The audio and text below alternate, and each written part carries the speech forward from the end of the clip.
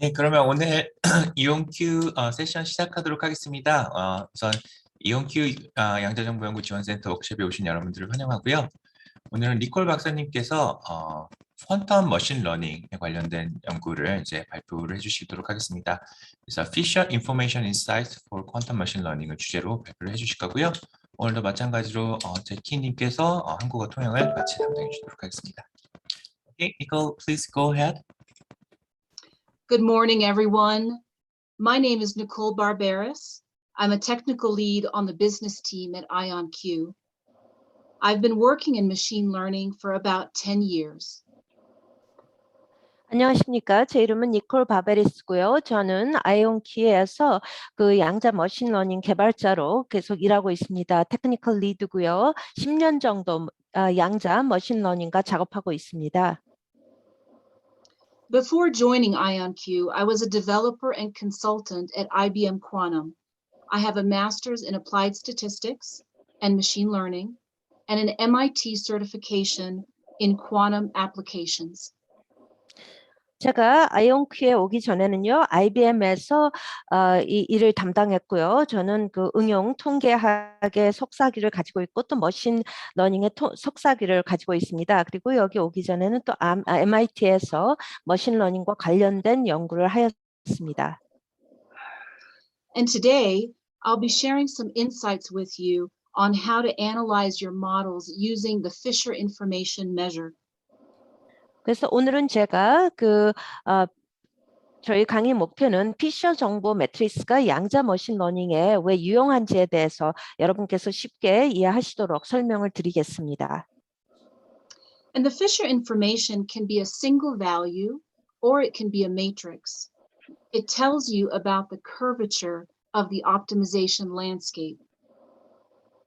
그리고 이 피셔 정보는 단일 값이 될 수도 있고 또 매트릭스가 될 수가 있습니다. 그래서 최적화에 대한 것을 가르쳐주고 이 커브처에 대해서 알려줄 것입니다. And so it's used in many fields from physics to neuroscience. I'll be focusing on statistical models on quantum computers. 그래서 여러 분야에서 응용이 되고 있습니다. 물리라든지 신경과학이라든지. 그래서 저는 이 양자 머신러닝과 관련해서 통계학에 대한 것을 말씀을 드릴 것입니다. One of the reasons that I wanted to do this talk is I'm inspired by these two papers, and you are likely familiar with them. The first one, The Power of Quantum Neural Networks. 그리고 제가 오늘 이렇게 이 강의를 드리고 싶은 것은요. 이 두 개의 논문에 대한 것입니다. 첫 번째는 그 양자 신경망의 힘이라는 논문이고요. Both these papers use the Fisher information measures to invent new mathematical tools. 그래서 이 두 개의 논문 다 그 피셔 정보의 측정을 활용해서 수학적인 값을 얻고자 하고 있습니다. And to understand the results in these two papers, you need to understand the ideas behind the Fisher information. 여기에 나온 이 논문의 결과를 이해하기 위해서는 피셔 정보에 대한 그 아이디어를 이해하는 것이 중요합니다. And as is often the case, the authors are speaking to their own peers. So they're not focused on a more general scientific community. 종종 논문을 쓰는 사람들은 그 논문을 읽게 되는 동료들에 대해서 합니다. 그래서 어떤 일반적인 그런 과학적인 것과는 조금 거리가 멀 수도 있는데요. And so one of my roles as a technical lead is to take these insights from these papers and broaden them to a wider audience. 그래서 제가 테크니컬 리드로서의 역할은 이와 같은 좀 어렵게 쓰인 논문을 대중화하는 것이 저희 역할이라고 하겠습니다. 그리고 여기에 어떤 인사이트가 있는지를 또 알리는 것이죠. Yeah. And the second paper expands on the first one and extends these ideas to a quantum Fisher information. 그리고 두 번째 논문은 이 첫 번째 논문의 어떤 아이디어를 좀 더 확장하는 것이고요. 여기에는 또 그 양자 머신러닝에 대한 것이 포함이 되어 있습니다. So although both these papers are very technical, I hope after today's talk that you will find them accessible and useful in your own work. 그래서 제가 말씀드렸듯이 이 두 개의 논문이 상당히 기술적이라 할지라도 제 강의가 끝나면은 여러분에게 좀 더 쉽게 다가가고 또 유용하게 쓰일 수 있기를 바랍니다. So, when is a statistical model useful? Certainly, it needs to make accurate predictions in a timely manner. 언제 통계 모델이 유용할 수 있을까요? 그것은 그 예측할 수 있고 정확해야만 할 수가 있겠죠, 적시에. So this means it has to be expressive enough and trainable in a reasonable amount of time.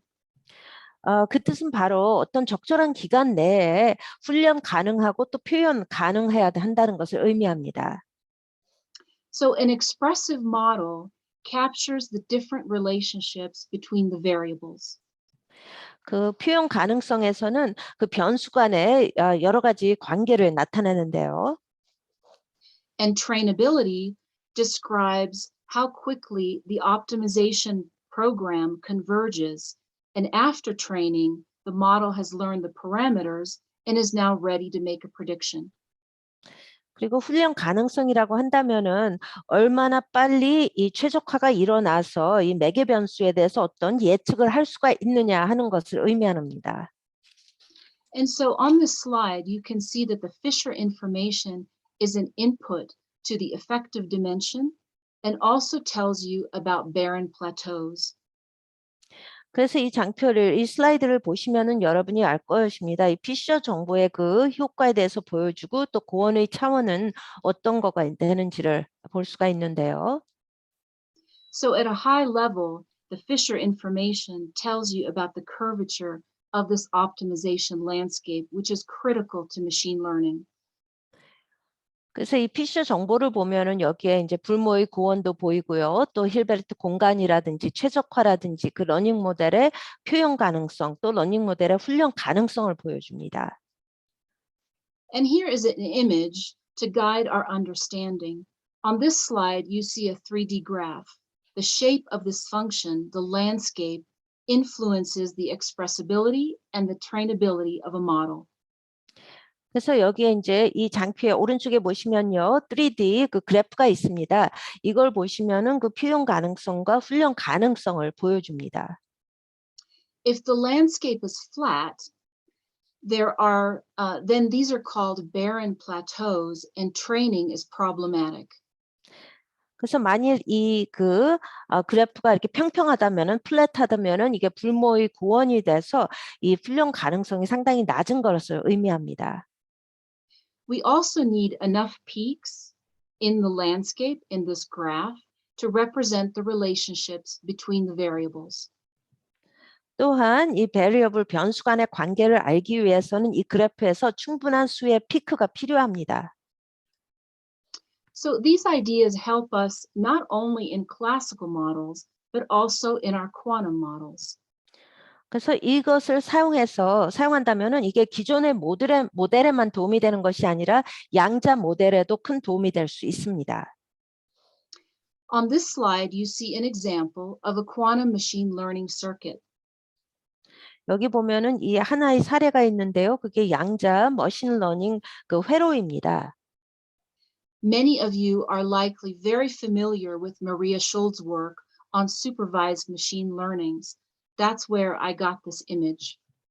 그래서 많은 분들이 그 마리아 셜츠의 슈퍼바이즈드 머신 러닝에 대해서 아실 것입니다. 이 자료를 제가 거기서 따온 것입니다. And as a quick review, most variational circuits have 3 steps. The first is the encoding, which is the area in green, where you map your classical data onto a quantum circuit. 그래서 이 대부분의 것은 이제 3단계가 있는데요. 하나는 인코딩입니다. 여기서 이제 녹색으로 표시가 되어 있는데요. 여기에 그 기존 데이터를 머신러닝에 이제 집어넣는 것이죠. Once your data is mapped onto a quantum circuit, you need to implement your algorithm. That is the area in pink.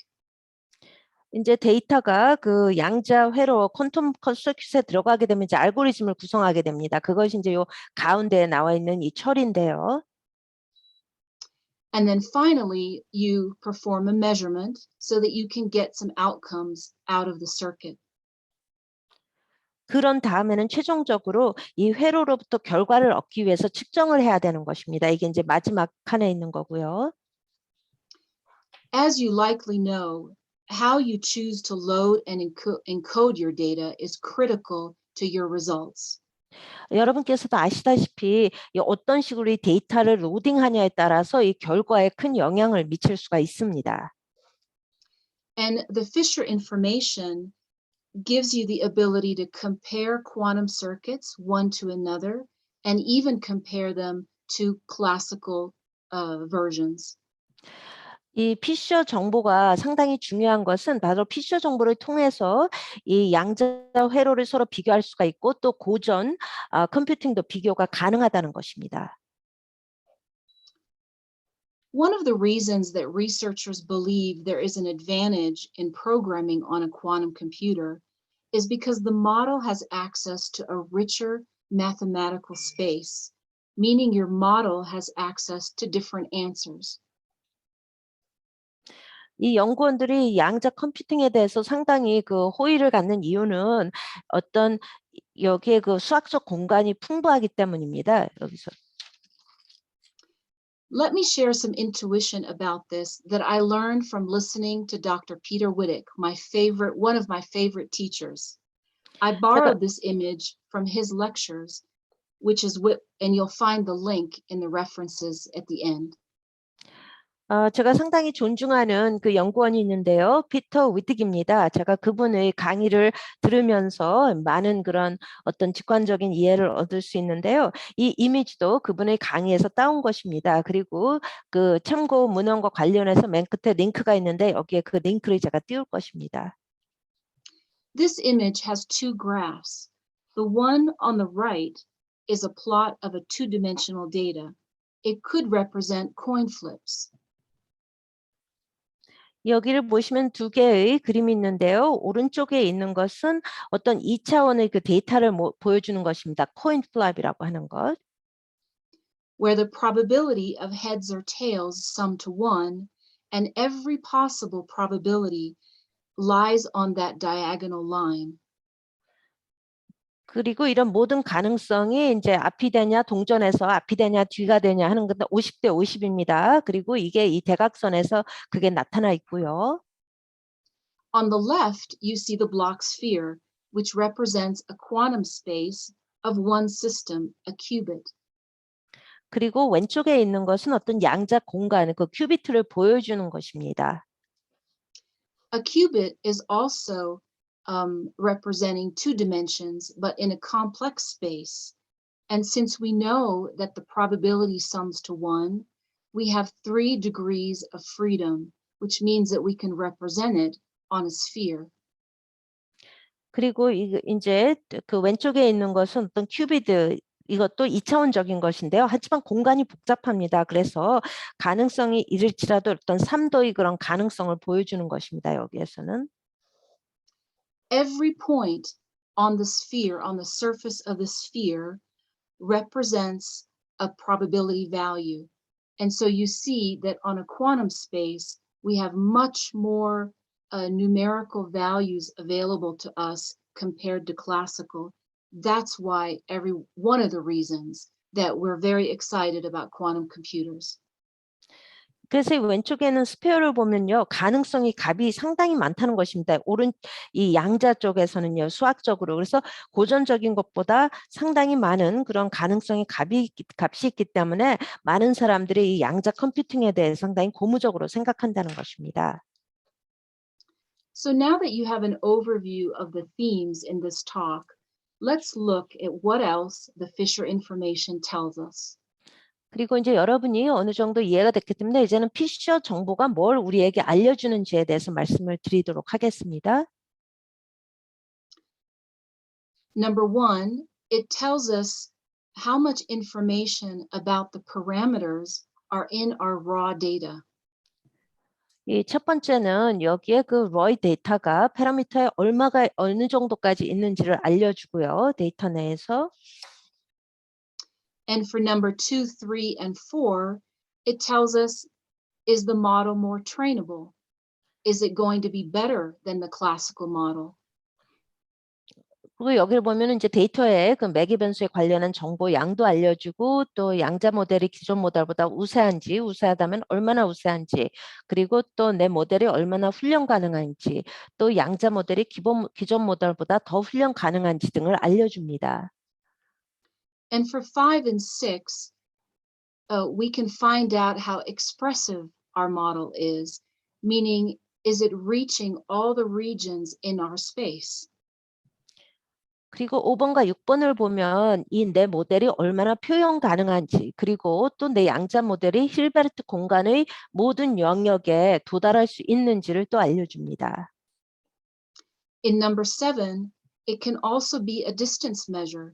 How close is my estimate to a hypothetical population value? And it gives you that variance. 그리고 또 7번은 내 매개 변수가 그 이상적인 것에 대해서, 그러니까 그 모집단 그 매개 변수에 얼마나 근접한가를 또 알려줍니다.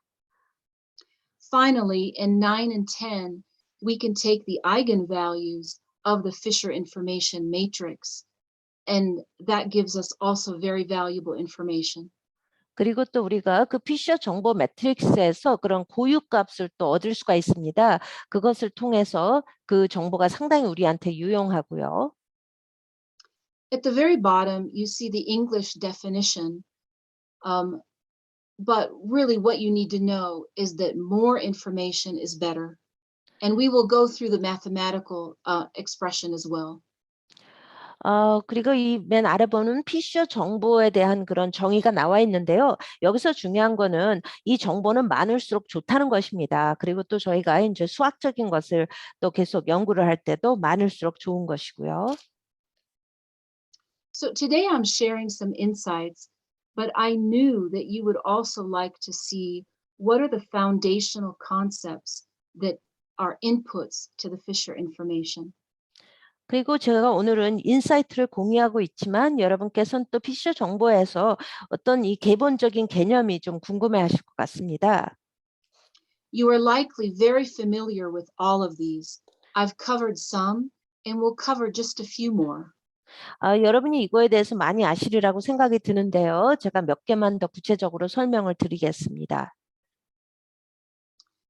So first, the variance idea is used in the calculation of the measure.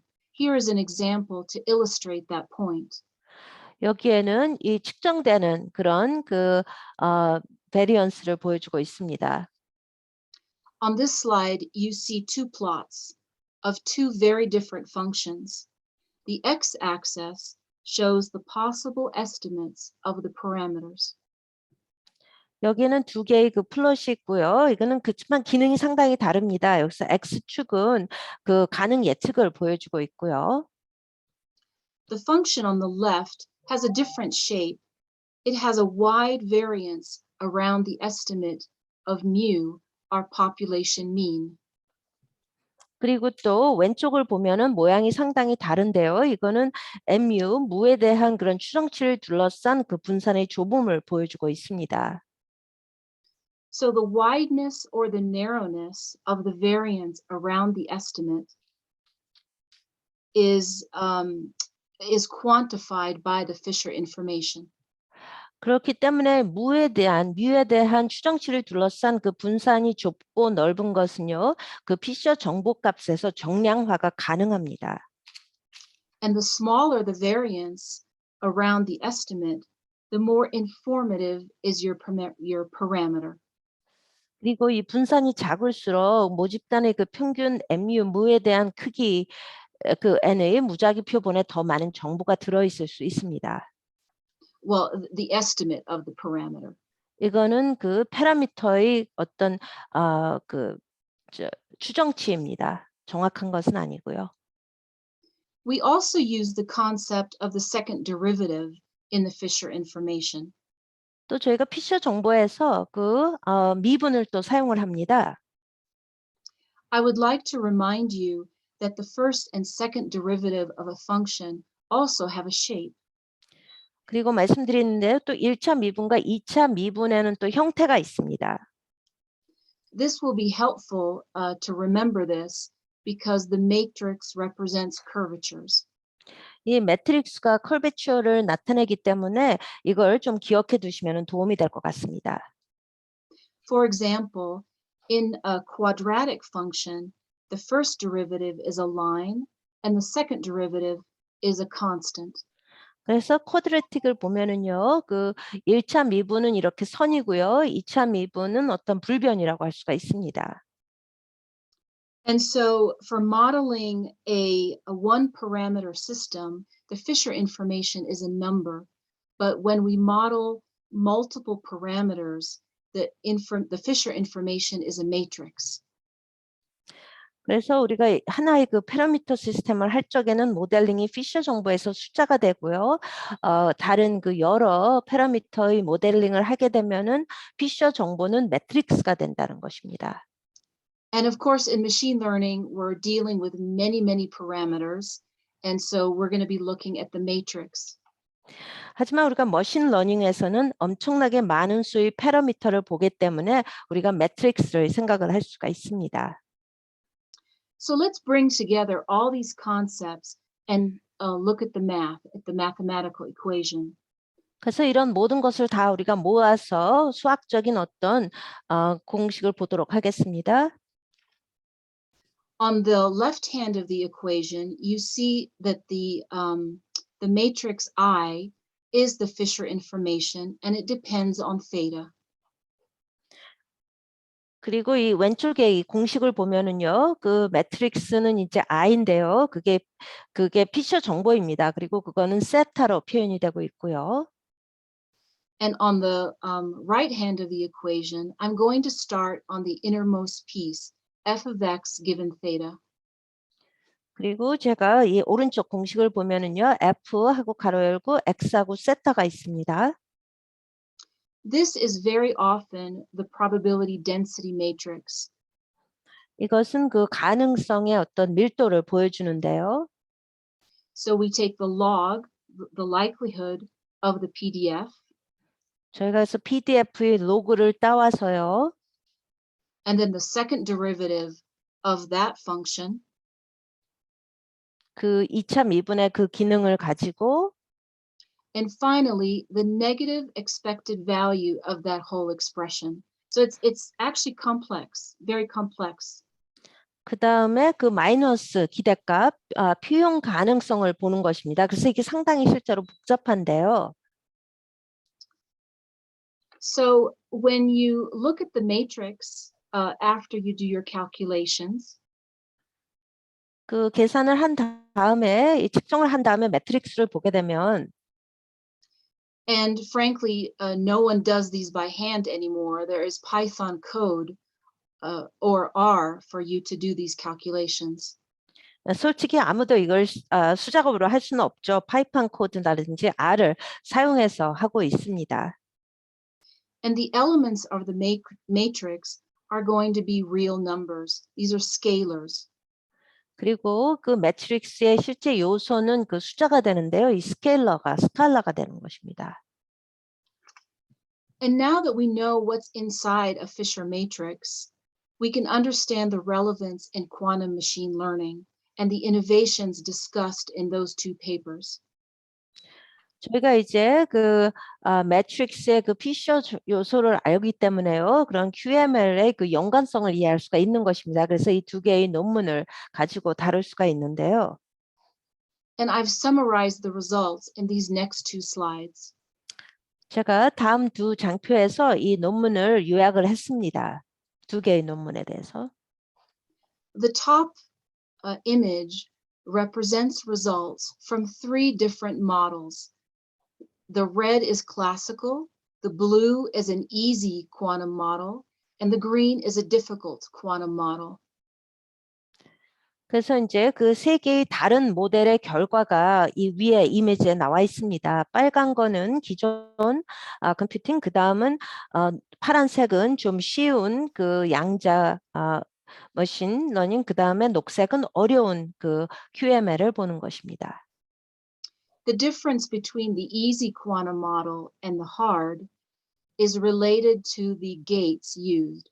More entanglement is used in the hard model. 그 쉬운 QML과 어려운 QML의 그 차이는 사용된 게이트에 있습니다. 그래서 어려울수록 그 인탱글먼트가 더 많이 사용이 되었다는 것입니다. The bars represent the number of eigenvalues in the Fisher information matrix. 그리고 이 바는요, 그 피쉬 정보 안에 있는 고유값을 보여주는 것입니다. So what you see here is that in the classical version of the model, there are many zero eigenvalues.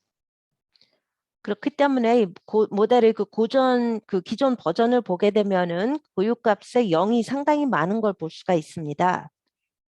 And when the eigenvalues of the Fisher matrix are zero or near zero, that is indicative of barren plateaus. 그리고 또 그 피셔 매트릭스의 고유값이 그 아이겐밸리가 0이나 거의 0에 가깝다고 한다면은 불모의 고원을 의미하고 있는 것입니다. And then in the middle graph with the blue bars, there are a fewer zero eigenvalues. 그리고 중간에 있는 그래프를 보시면요. 파란색으로 표시가 되어 있죠. 거기는 그 0이나 0에 근접하는 것이 더 적습니다. 숫자가. But in the more complex quantum model in the green, you see that the eigenvalues are smoother. There's a much smoother pattern to the eigenvalues. 하지만 그 녹색으로 되어 있는 거 좀 더 복잡한 컴플렉스한 그 QML을 가게 되면은 이게 더 스무드한 걸 볼 수가 있습니다. 그 패턴 자체가 약간 스무드합니다. What this tells you is that the quantum version of a machine learning model with entanglement gates, with more entanglement gates, will train faster. 그래서 이게 우리에게 알려주는 것은 그 머신러닝 모델에서 이 퀀텀 버전에서 양자 버전에서는 그 인탱글먼트 게이트이 그 많을수록 우리에게 알려주는 정보도 많다 하는 것입니다. Of course, this is according to the paper and the published results that the researchers were using. 이거는 물론 논문에서 나와 있고 이 자료를 그 연구원들이 논문을 저자가 사용을 한 것입니다. And you discover this in your analysis by taking the eigenvalues of those Fisher matrices. 그 피셔 정보의 매트릭스에서의 고유값을 분석해서 또 이런 것이 나온 것이고요. In the bottom illustration, this is about the training and the expressibility of the different models. 그리고 이 그림 아래쪽에 있는 것은요, 그 훈련 가능성과 그 표현 가능성의 그런 보여주는 것입니다. On the left, the model in green, that is the hard, more densely, use more entanglement gates for the model. That one has a more effective dimension, meaning it has more expressibility. 맨 위에 있는 녹색 그 그림 왼쪽의 녹색에는요, 이게 상당히 그 덴스하고요, 밀도가 높고, 그리고 인탱글먼트가 더 많아서 더 효과적입니다. 그리고 효과적인 그런 차원을 보여주고 그 표현 가능성이 따라서 높다는 것을 알려줍니다. And then on the right, that graph is about trainability. So the green model trains faster. The error rate gets lower faster. 그리고 오른쪽에 그림을 보면요, 녹색을 표시하는 것은 이 훈련 가능성을 알려주는 것인데 그 훈련 가능성이 녹색이 더 빠르다는 것을 보여줍니다. 그리고 오차율이 더 빨리 낮아질 수 있다 하는 것을 의미합니다. And of course, it's highly dependent on how you encode your data in the first place. 하지만 또 이것은 물론 그 데이터를 어떻게 처음에 인코딩을 하느냐에 따라서 많이 달라지겠죠. 거기에 의존을 하게 됩니다. Finally, in the second paper, which is an extension of the first one, they expand these ideas to a quantum Fisher information. 그리고 최종적으로 이 두 번째 논문은 제가 아까 말씀드렸듯이 첫 번째 논문을 좀 확장한 것입니다. 그래서 그 아이디어가를 더 넓게 퍼뜨린 것인데요. 그것은 퀀텀 피셔 정보를 또 다루고 있고요. And very interestingly, this new quantum Fisher information tells you how much of the Hilbert space your model covers. 그리고 또 아주 흥미로운 것은 이 퀀텀 피셔 정보가 여러분에게 어느 정도의 그 힐베르트 공간을 차지하고 있는지도 알려줍니다. This is a brand new paper, so I think it needs more exploration, but it's interesting to have a measure of how much of your space is being covered. 이것은 아주 새롭게 그 출간된 논문이기 때문에 더 많은 그런 탐구가 또 필요할 것입니다. 하지만 이 공간을 측정할 수 있다는 것은 상당히 고무적이라고 할 수 있습니다. Finally, on this slide, I'm just summarizing all the different ways that the Fisher information can be used and including the mathematical function. 제가 마지막으로 이 요약하는 이 장표에서 알려준 것은 피셔 정보가 얼마나 우리가 다양한 용도로 사용될 수 있는지 또 수학적인 기능을 가지고 있는지를 보여줍니다. There are different expressions of this, Fisher information. This one is the one useful in machine learning, but you will see many variations in the math depending on the field of study. 하지만 이 피셔 정보에 대한 그 표현성을 알려주는 논문이 여러 가지가 있는데요. 이것이 상당히 저는 머신러닝에 유용하다고 보고요. 또 어떤 수학적인 그런 기능에도 도움이 된다고 봅니다. And then I've listed all the references that I've used in this talk. They include academic papers, YouTube videos, and other useful documents. 그리고 마지막 장표는요. 제가 참고 문헌을 집어넣었습니다. 제가 이 강의를 준비하면서 참고한 자료들인데요. 여기는 유튜브 자료도 있고 또 학술적인 논문 또 아니면 백서 등도 있습니다.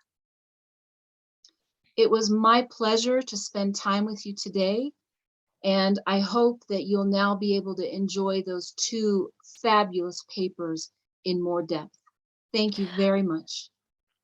여러분과 같이 오늘 시간을 보내게 되어 정말 즐겁고요. 여러분께서 이렇게 아주 훌륭한 논문 두 개를 더 열심히 탐구하시고 또 이 논문으로부터 많은 것을 배우기를 희망합니다. 다시 한번 감사드립니다.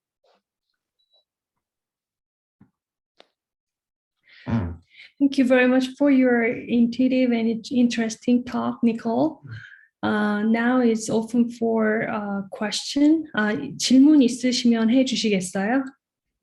Can you hear me? Yes, I can hear you. Okay, good. Yeah. 그리고 설문조사 부탁드리고요. 늘 하던 것처럼.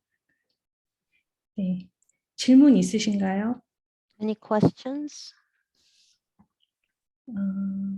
There's one in the chat. Sorry, That's the poll. Sorry. The what's in the chat is about the encouraging people to fill out the survey or the evaluation. Okay. It's not a question. I have a question. I 제가 wasn't 질문이 sure. 있습니다. Yeah, if in the audience there were mostly students or teachers or, 오늘 참가해 mix of the 주신 분 audience. 중에 청중 중에 뭐 학생이 대부분이신지 아니면 교수님들이신지 좀 어떻게 분포가 되어 있는지 알고 싶습니다. I think sometimes professors and then students as well. So it's mixed up. Okay. So Okay. good balance between two groups. Oh, good. Okay. I think it ends a little bit earlier than we expected. So that's okay. 질문 없으신가요? Do you have any questions?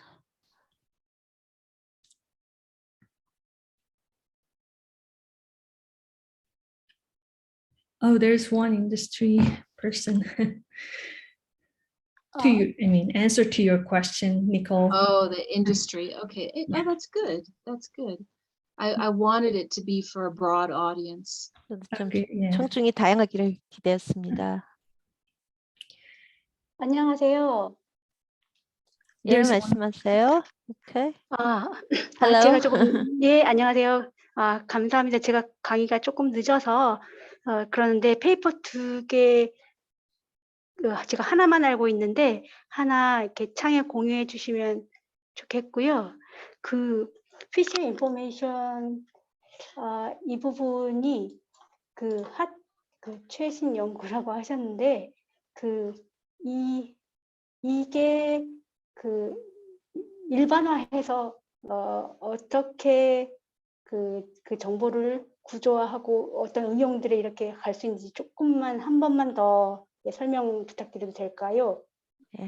Hello, I was a little bit late for the lecture. Sorry about that. And my understanding is that they're on your you mentioned 2 papers, but I'm only aware of 1 paper. And if you can share the other paper on the chat window, I would appreciate it. And you said this is a very recent research.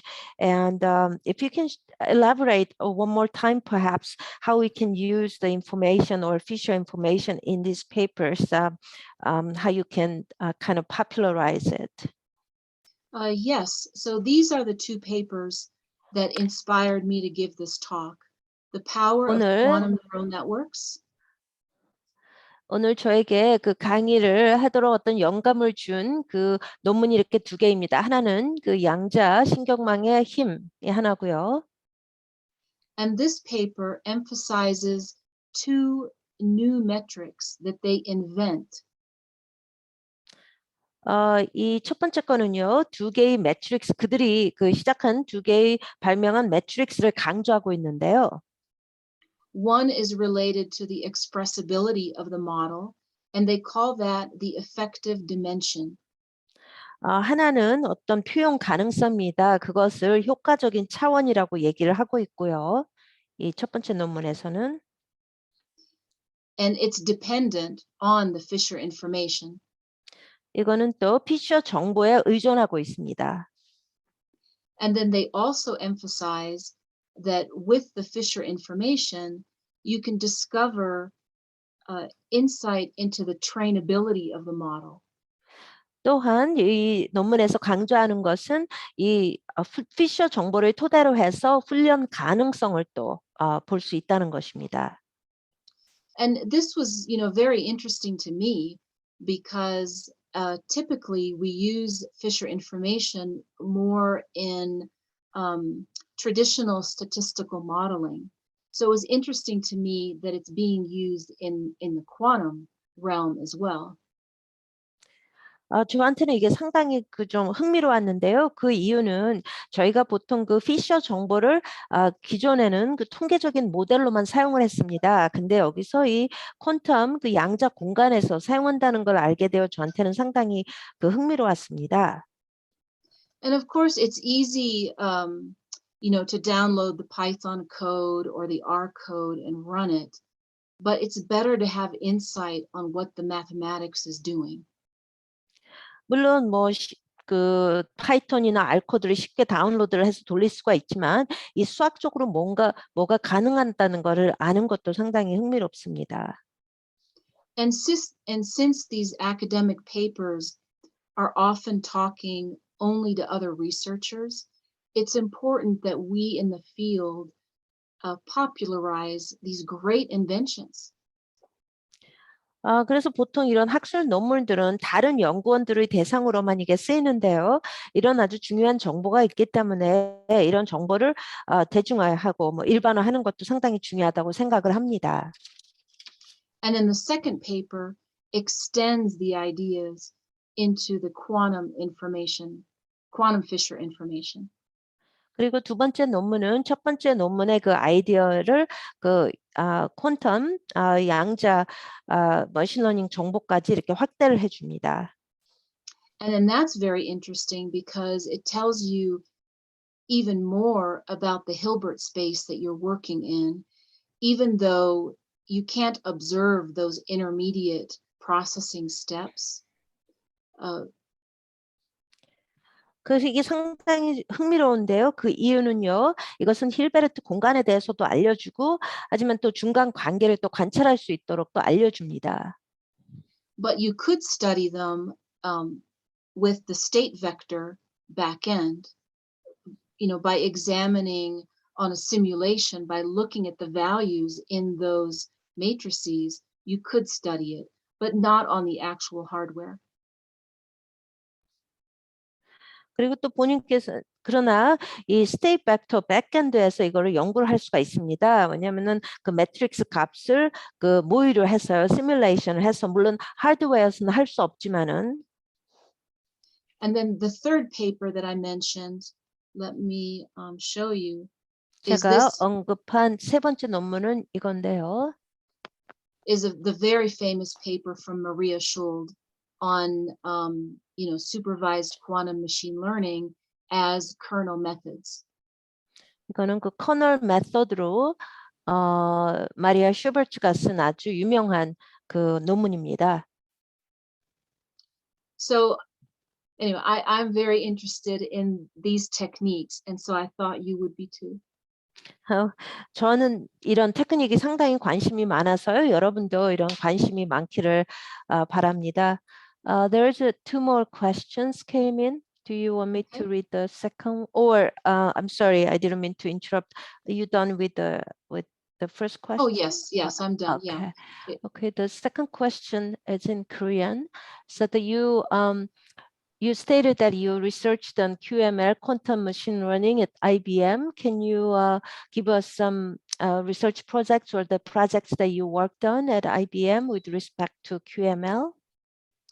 Yes, I mainly worked on time series data. 저는 when 주로 it was 타임 audit- 시리즈 데이터를 연구를 했고요. And most of my work was in quantum support vector machines. 그리고 대부분의 프로젝트는 제가 그 양자 지원 벡터 지원을 하는 것이었습니다. 퀀텀 서포트 벡터. But I worked on the consulting side, not in IBM research. So my role was to implement the models for clients. 하지만 저는 그 IBM 연구소에서 일한 게 아니라 컨설팅 쪽에서 일했습니다. 그래서 고객들이 저희 그 클라이언트들이 그 모델을 구축하는 것을 도와주었습니다. And then I joined IonQ about 2 months ago, and I love it. 그리고 제가 아이온큐에 2개월 전에 입사를 했는데요. 너무나 마음에 듭니다. 여기서 일하는 게. Okay, before the second question, David, do you have a question? Sure. I was going to ask Nicole about, let's see. So do you see using Fisher information better as a tool to compare two models, like two potential competing models, or two different ways to represent data? 그래서 니콜한테 데이빗이 질문이 있습니다. Can I interpret the question, please? Yes, of course. 지금 그 피셔 정보를 활용할 때 이 그 피셔 정보를 툴로 도구로 사용을 하는데요. 이게 어떤 두 개의 경쟁하는 모델을 비교할 때 그런 툴로 사용을 하는 게 더 낫습니까? 아니면은 어떤 아까 말씀한 표현 가능성이라든지 훈련 가능성 목적으로 사용하는 것이 더 유용합니까? You would Go ahead. use it to analyze and compare models. 그 모델을 서로 비교하는데 분석할 때 모델 비교 분석에 그 정보를 활용할 수 있습니다. Thanks, Nicole. Yeah. 감사합니다. So if you had, for example, two quantum machine learning circuits, and you wanted to understand which one was more expressive, you would calculate the Fisher information measure, and the model that had the higher value of that measure would be the better model. 그래서 예를 들어서 만약에 두 개의 그런 그 양자 머신러닝 회로가 두 개 있어서 이거를 비교하고자 합니다.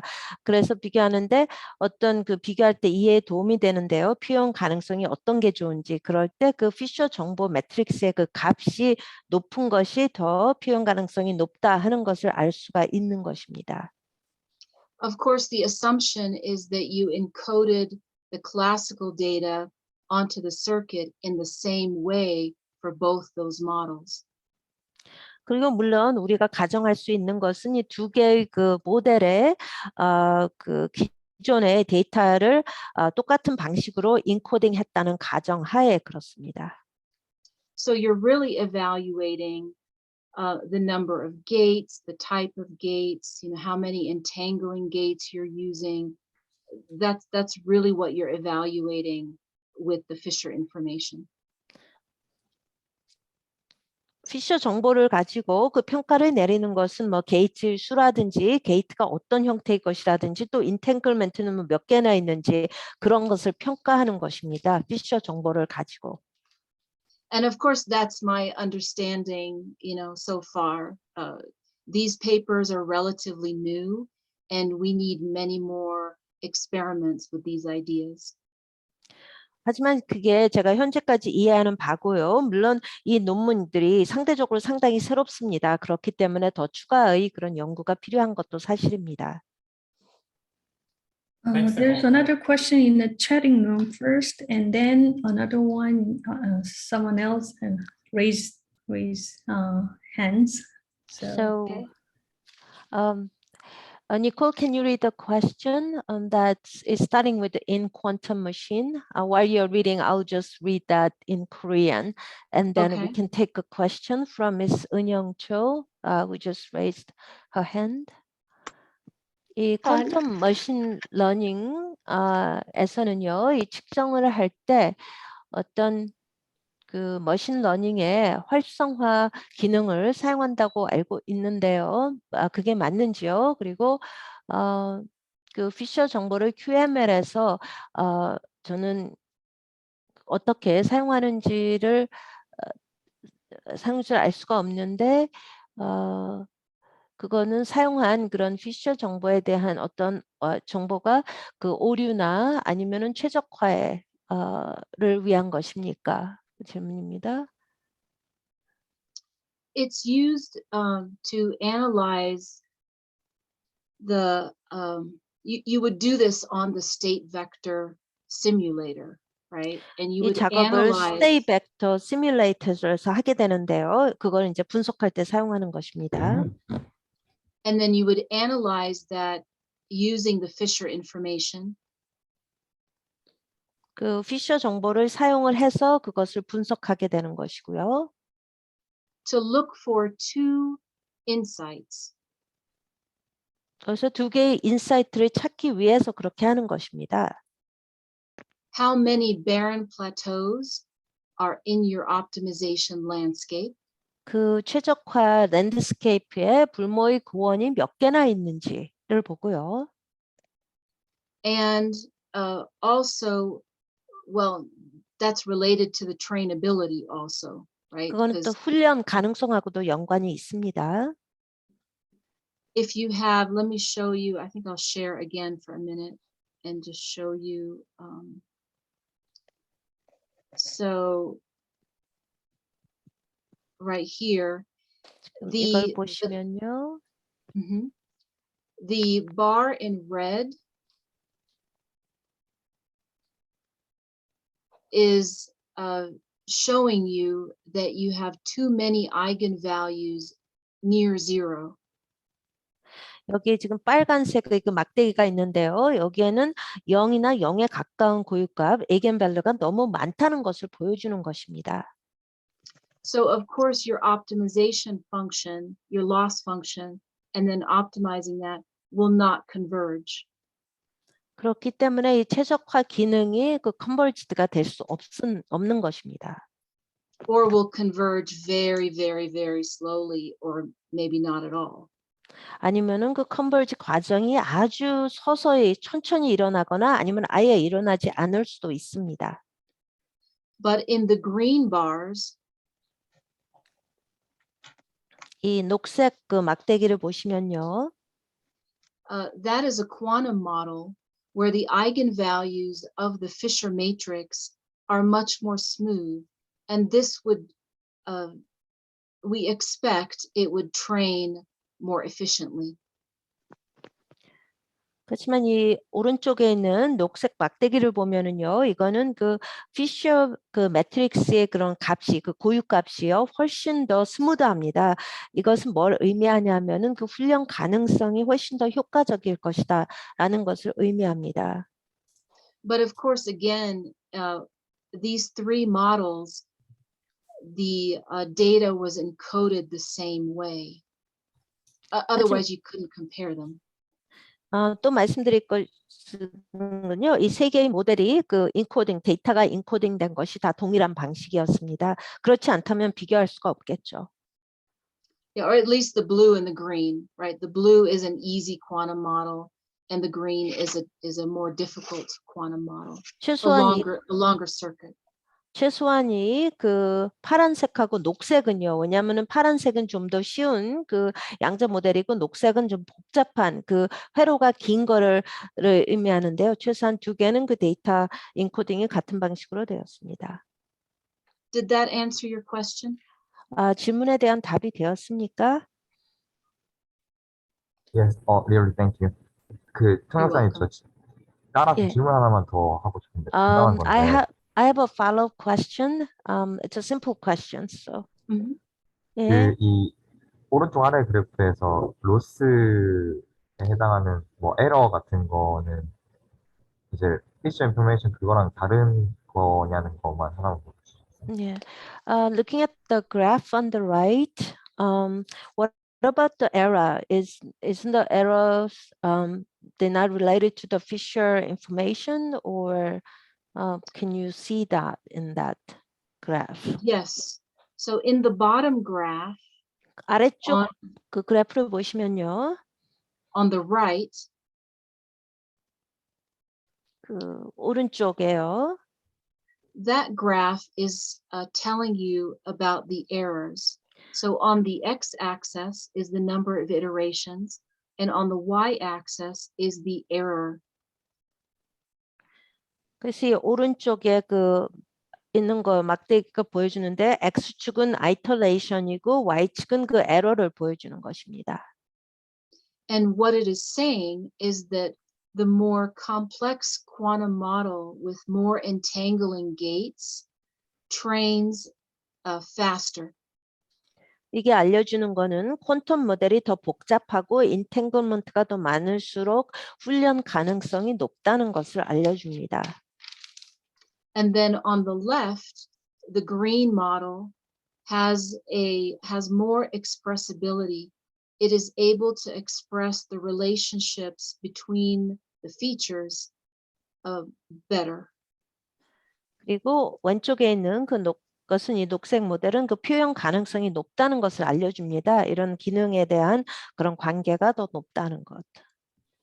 It's important to say that these researchers used, sample data. So it would be interesting to do more experiments in this area with real world data. 하지만 여기서 중요한 것은 이 연구원들은요, 샘플 데이터를 사용했습니다. 하지만 이 지금 실제 그 분야에서 사용되는 데이터를 사용해서 연구를 한다는 것이 상당히 더 중요하겠죠. Miss 은영 Jo raised the hand, so could I have her ask question? 네, 감사합니다. 추가적인 두 논문에 대해서도 상세히 알려주셔서 감사드리고요. 제 질문은 양자 컴퓨팅 소프트웨어 분야에서 또 풀기 어려운 문제들이 또 존재해서 그 자체에 머신러닝, 딥러닝 기술을 적용을 하게 되는데 지금 그 주어진 논문이 어떤 모델들의 비교 그런 거에 유용하다고 하셨는데 이제 결국 양자 컴퓨팅 소프트웨어에서 스케일링 문제나 혹은 메모리 공간의 제약 때문에 이제 시도하는 어떤 그 딥러닝 분야에 적용할 수 있을 것 같습니다.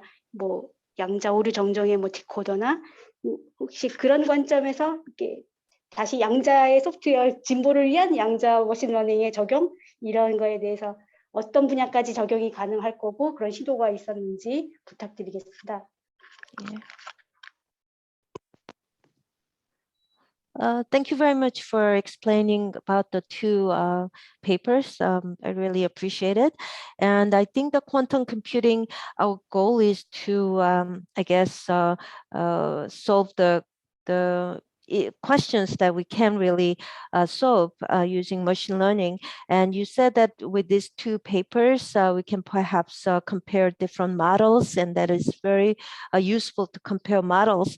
But I was just wondering whether I can find something to address the scaling or the memory. Sometimes it's the lack of memory space, and the scaling is difficult, as well as also the correcting the quantum errors, decoding. So I know you mentioned several application areas that you can go physics, etc. But if you can just elaborate on that, what other areas that this quantum machine learning could be used, and then if you have actually tried certain areas, what areas that could be? Yeah. So,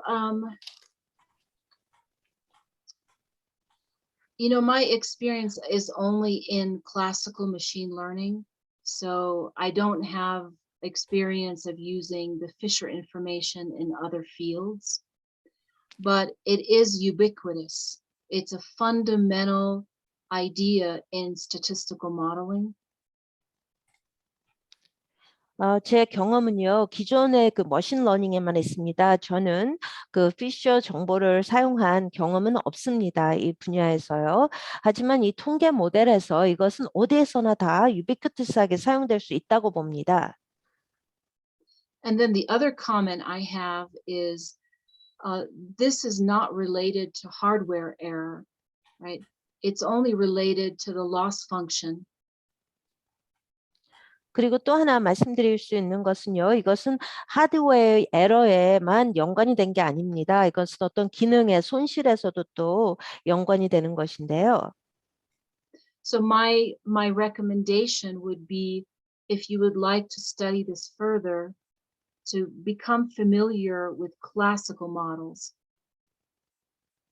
그래서 제가 추천하고 싶은 것은 이 분야를 뭐 더 연구를 한다면요, 일단 그 기존 모델에 아주 친숙해지시고요. And what I mean is use the Fisher information in classical models and then transfer that knowledge to your quantum models. 그래서 제 말은 그 피셔 정보를 기존 모델에 사용하고 거기서 얻은 지식을 이 양자 머신러닝에 적용을 하시라는 말씀입니다. And then, of course, we still have very few qubits. So you asked about scaling. The authors of these papers believe that it will scale, but until we have more qubits, we won't really know. 하지만 그런 다음에 이제 큐비트를 생각할 수가 있는데요. 하지만 큐비트가 상당히 부족합니다. 지금 말씀하신 분께서 이 스케일링을 말씀하셨는데요. 이 논문의 저자는 스케일링도 가능하다고 하는데 큐비트가 우리가 충분히 있기 전에는 그걸 알기가 어렵겠죠. And one last comment, the fact that quantum circuits are actually kernel methods does leave me to believe that this will scale. 그리고 마지막으로 말씀드리고 싶은 것은요, 이 양자 회로가 그 커널 방법을 사용하기 때문에 이게 스케일링이 가능할 거라고 저는 생각을 합니다.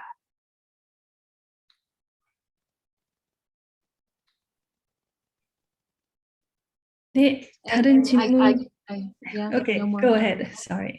No, I just wanted to emphasize that, this is research. So, we have to try more examples to really internalize these results.